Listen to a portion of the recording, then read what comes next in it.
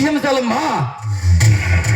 ಅಧಿಪತಿಯ ಧರ್ಮದ ಸಪ್ತು ಸೂತ್ರಗಳನ್ನು ಆಚರಿಸಿ ನನ್ನ ತಂಗಿ ಪತಿವ್ರತೆಯ ಸಾಲಿನಲ್ಲಿ ಗಟ್ಟಿಯಾಗಿ ಹೆಜ್ಜೆ ಹಾಕಿದೆ ಎಂದು ಕ್ಷಮಿಸಲೆ, ಅಥವಾ ಅಗ್ನಿ ಸಾಕ್ಷಿಯಾಗಿ ತಾಳಿ ಕಟ್ಟಿದ ಗಂಡನಿಗೆ ಕೈಕೊಟ್ಟು ಮನೆತನದ ಮರ್ಯಾದೆಯನ್ನು ನುಚ್ಚು ನೂರು ಮಾಡಿದಳೆಂದು ಕ್ಷಮಿಸಲೆ, ಸತ್ತ ಗಂಡನನ್ನು ತಲೆ ಮಲತ್ತು ಸಾಕಿ ಪತಿವ್ರತೆಯ ಧರ್ಮವನ್ನು ಬಿಡದಂತೆ ಪಾಲಿಸಿದ ಪವಿತ್ರ ನಾರಿಯರು ಬಾಳಿದ ಪವಿತ್ರ ಭರತ ಭೂಮಿಯಲ್ಲಿ ನನ್ನ ತಂಗಿ ವ್ಯಭಿಚಾರಿಣಿಯಾಗಿದ್ದಾಳೆಂದು ಕ್ಷಮಿಸಲಿ.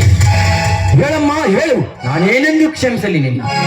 ಇಲ್ಲ, ಯಾರೋ ಮಾಡಲಾರ್ದಂತಹ ದೊಡ್ಡ ತಪ್ಪನ್ನೇ ನಾನು ಮಾಡ್ಬಿಟ್ಟಿದ್ದೀನಲ್ಲ. ಪವಿತ್ರವಾದ ಗರತಿತನಕ್ಕೆ ಕೊಂದು ತಂದು ಬಿಟ್ಟಿದ್ದೀನಿ ಅಂದಾಗ ಕ್ಷಮಿಸೋ ಹಾಗಿದ್ರೆ ಕ್ಷಮಿಸೋಣ, ಇಲ್ಲಾಂದ್ರೆ ಇಲ್ಲ. ಹೌದು ರತ್ನ, ನಿನಗೆ ಕ್ಷಮೆ ಕೊಡಲೇಬೇಕು.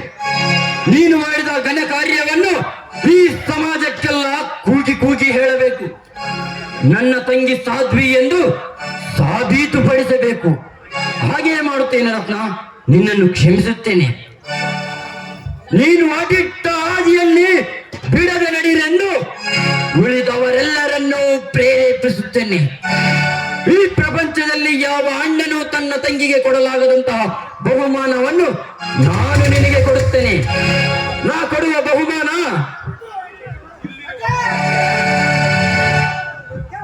ಇಲ್ಲಿರುವ ಅಕ್ಕ ತಂಗಿಯರಿಗೆಲ್ಲ ಆದರ್ಶಪ್ರಾಯವಾಗಲಿ.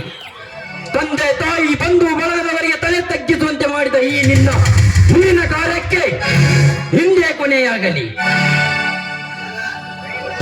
ತೆಗೆದುಕೋ ಈ ನಿನ್ನ ಅಣ್ಣನು ಕೊಡುವ ಬಹುಮಾನವನ್ನು.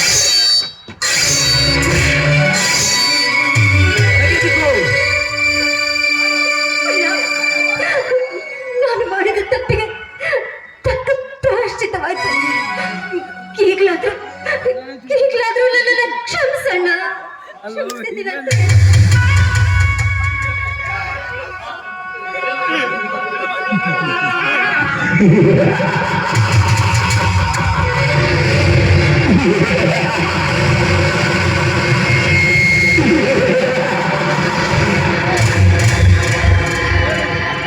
ನನಗೀಗ ಸಮಾಧಾನವಾಯಿತು.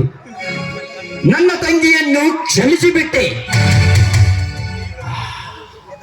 ಹಾಗಾದರೆ ನಾನು ಈಗ ಅಪರಾಧಿ?